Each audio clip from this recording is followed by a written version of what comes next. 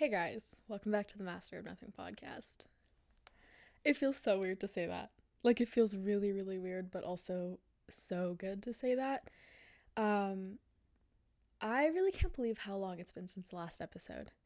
I want to say it was like in April, maybe May, but I think April, which is crazy. I think what's also so funny, right before I went on like a 6-month break, I had renamed the podcast, done all new art for it, did this like whole big thing of like, I'm gonna be consistent now and I'm like doing better in life and want to create again. And then my whole life fell apart all summer and I haven't posted since April/May-ish. I think it was April, which is terrible. We'll get into it, but if you're still here, if you're still subscribed, if you still listen, thank you.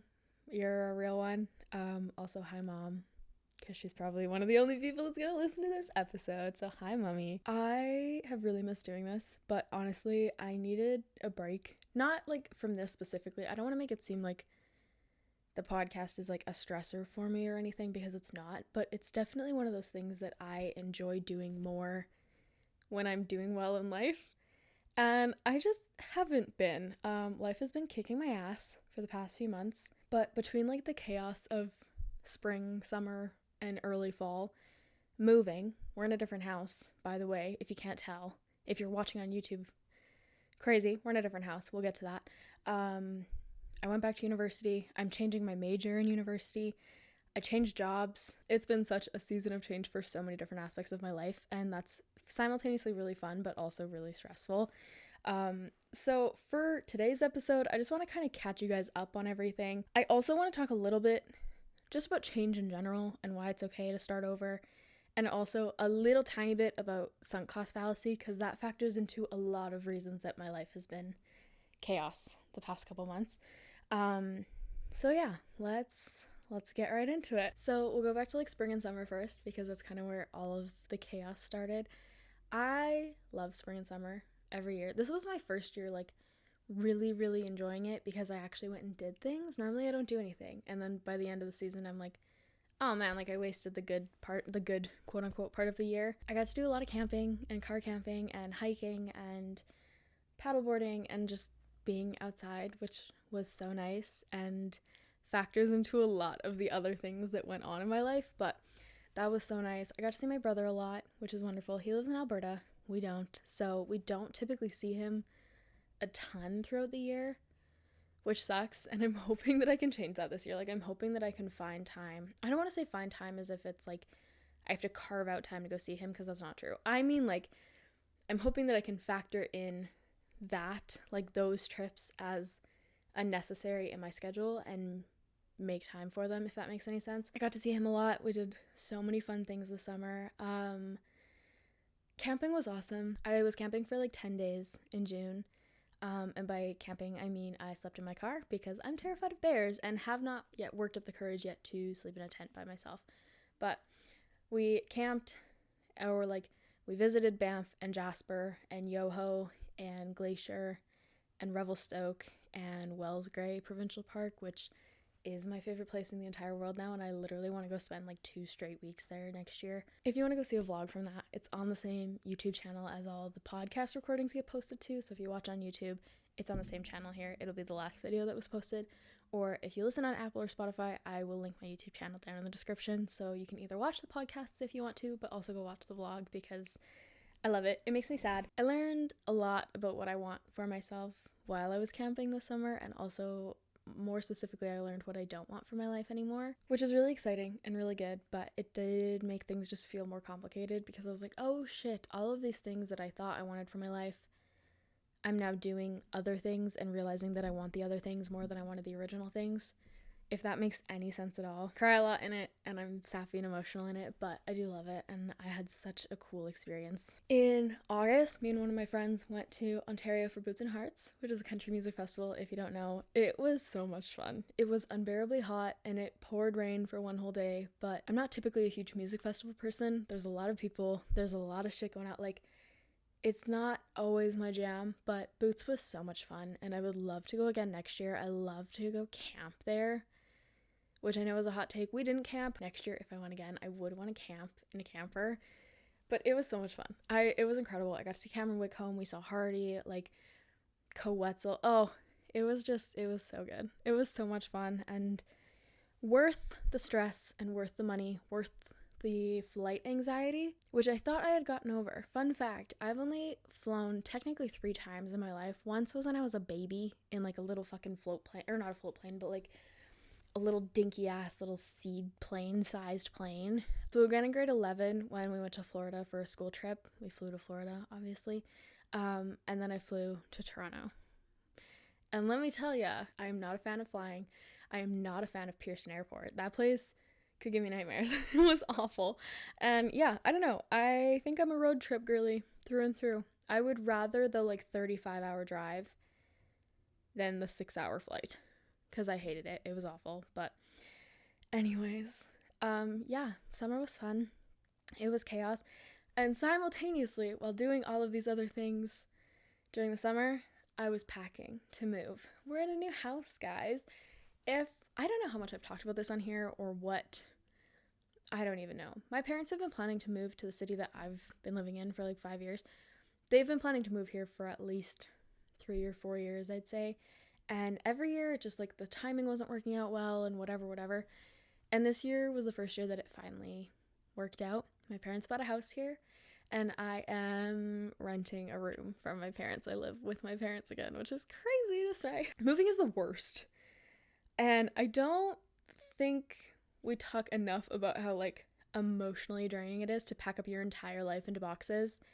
And then you start finding all this random shit that you're like weirdly nostalgic about, and suddenly you're on the floor surrounded by everything that you've ever owned and you want to throw it all away. So yeah, we're in a new house. This is my bedroom. If you're watching on YouTube, I don't know how the framing is gonna work. Originally, when we were gonna be moving into a different house, I had planned out like a podcast corner in a different house room. And there was gonna be a chair and it just doesn't work in my bedroom here. So I don't know. We're working on it. So this might be the kind of setup, like this corner of my room. I'll get the framing better, and I don't know how the audio is. I don't know if the lighting's a little bit shitty. I can see a shadow behind me because it's the middle of the day. So I don't know. I'm gonna work on it, but this is the new room, guys. And I'm really excited. It's been really fun living back with my parents. Like, it's cool to experience living with your parents as roommates and not like just as my parents, if that makes sense. The cats are here. Dinah and Bird absolutely love it. Basically, the whole basement is dedicated to the cats. And that was my parents' idea, not mine, because they're well aware that they are the only grandchildren that they're ever getting from me. So they definitely spoil the cats. But yeah, we moved. That definitely added to the stress of the summer. Was like my entire condo was in boxes for months because I started packing in like April, because originally we were moving into a different house, and then like we had a lot of shit going on with the houses where like we didn't end up, like none of the houses that we had lined up were working out, and there was so much shit going into it. So I had started packing in April because I was like, well, I'm gone a good chunk of the summer. I also like, my work schedule was stupid busy this summer, and I was like, I don't have time to like drop everything and pack my entire house the week before we move, which was helpful but also not. It was helpful because a good chunk of my stuff was packed when we were ready to move. It sucked because I was just stressed and anxious about living surrounded by boxes for weeks and weeks and weeks. But anyways,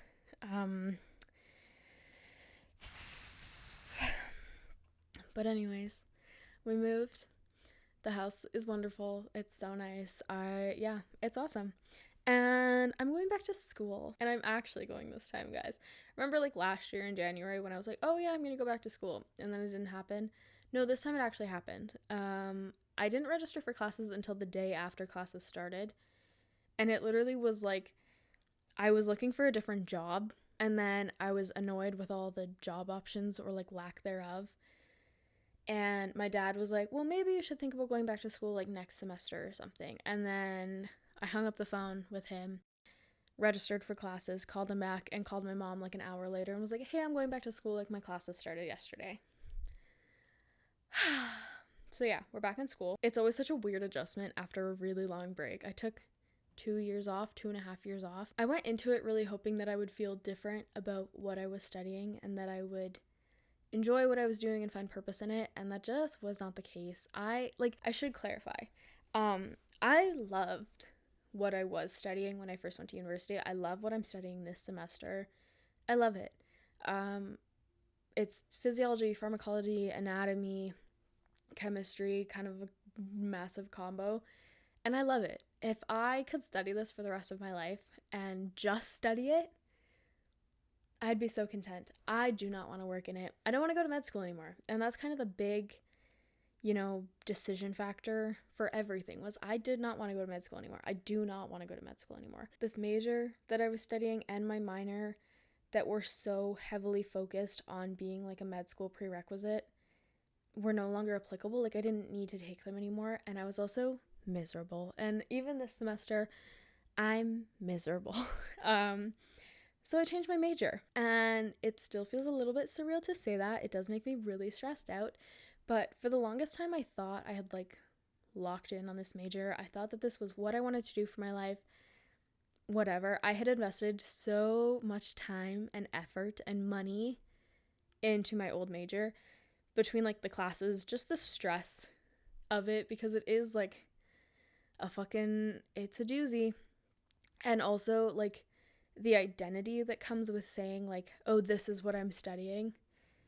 And even when I started to realize that it's not what I wanted anymore, I kept pushing myself through it because it felt like I had gone too far into it to stop or to change. But I knew I wasn't happy and I knew I wasn't excited about it. I knew that I dreaded going to school and doing my classes and whatever. I dreaded doing another 2 years of studying that. And when I pictured myself doing it long term, it did not fit. And it had never really fit outside of the context of me going to med school. So I switched, and it's really scary. I'm really simultaneously really nervous and also really excited about it. I'm nervous because I am just the type of person that's always going to be well, what if I'm fucking up? What if I'm making the wrong decision? What if it's not right for me? What if XYZ happened? I catastrophize everything. But I'm also really excited. My new major, which is not 100% narrowed down, but it's 99.9% narrowed down. My school has an environment and society program, and the concentration is environment management, which is awesome. So hey, go watch my vlog from when I was camping, where I was crying about wanting to work for the parks and work with the parks and whatever. And now watch this, and I'm changing my major so that I can eventually work with the parks, because I'm really excited. And I'm going to do a minor in toxicology, which is always something that I wanted to study, but it just never fit with my old major, So I'm excited. I'm nervous, but I'm excited. The whole experience of the last couple months between switching majors, moving, going back to school just in general, switching jobs, all of it got me thinking about how we deal with change and how we're supposed to deal with change versus how people typically deal with change. There's always a lot of talk about the sunk cost fallacy. I'm talking really fast, sorry. My mom talks about it a lot. She's a finance girly. My brother's talked to me about it. He's not a finance bro, but in an alternate universe he might be. And you hear it on a lot of self-growth, woo-woo, heebie-jeebie podcasts. Basically, it's the idea that we keep investing our time, our energy, our money, our resources into something just because we've already invested so much into it, even when we know that it's not right for us anymore. And there's different ways to think about that too, but that's just the context in this situation. So basically, we keep going. We keep telling ourselves that it would be a waste to stop now. We keep telling ourselves that we'd be throwing away all the time or money spent on something if we give up on it, even if it's not fulfilling to us anymore. But the truth is, that's not saving anything. You're then just sinking more time, energy, money, and resources into something that's already run its course. So for me, that looked like my old major. I kept telling myself, hey, you've done 3 years of this already. You can't just quit. But the real question is why am I continuing to do this? Why do I keep forcing myself to do this if I know it's not for me? And I think a better way of framing this as a concept, if this is something that you're struggling with, something that you're thinking about, once you frame it in a way that feels less like quitting and more like choosing better for yourself, then it doesn't have this weird ideology of like, well, I've spent 3 years of my life doing something, so I need to spend another 3 just to make the last 3 worth it. But that's not true. Like, that doesn't really make a ton of sense. Change doesn't erase any of the work that you've done. It simply builds on it. Everything you've learned up to this point still counts, regardless if that's like for university or social media or work, whatever it looks like. Everything you've learned up to this point still counts. Your new education and your new information is just going to lead you somewhere new, which is not a bad thing. We evolve, we outgrow things, we're supposed to. We outgrow things, places, people, and we even outgrow versions of ourselves, and that's okay. It does not mean that you failed in anything. It simply means that you're paying attention to what's going on around you. So if you are listening to this and there's something in your life that you've been afraid to change, whether that's school, a job, a relationship, or even just like how you see yourself, how you treat yourself, I just want to remind you that it is okay to pivot. It's okay to start over. You're not behind and you're simply growing, and that's awesome. So yeah, that's kind of what I've been up to for the past couple months. It's been a really weird mix of chaos and clarity. Like, everything's been falling into and then out of and then into and then out of place, and I'm trying to learn to trust that and trying to come to terms with the fact that that's just how life works, and that it's not always going to be like this steady path of, that's never how it works.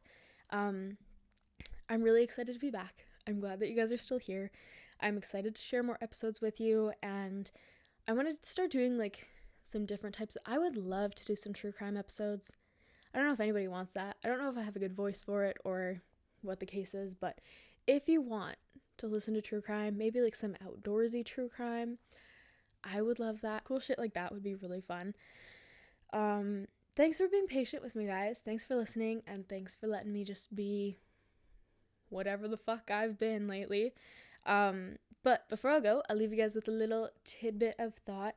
If you could change one thing in your life without any fear or without any judgment, what would it be? You don't have to tell me. If you want to, maybe I'll put a little question box, like a response box up on Instagram or something. You don't have to tell me, but maybe just sit with that, think about it, and think about the reasons that you haven't changed it yet. And if it's something that you really want to change, maybe make a plan on how to change that. All right. That is it for me today, guys. If you liked this episode or if it resonated with you at all, share it with somebody who might need to hear it. Go follow me on Instagram. I have my personal page, my gym page, and the podcast page is linked down there in the show notes as well. And yeah, all right. Go find something that you're bad at this week, guys, because I'm bad at learning that it's okay to start over. But as always, thanks so much for being here, guys, and we will chat next time. Bye.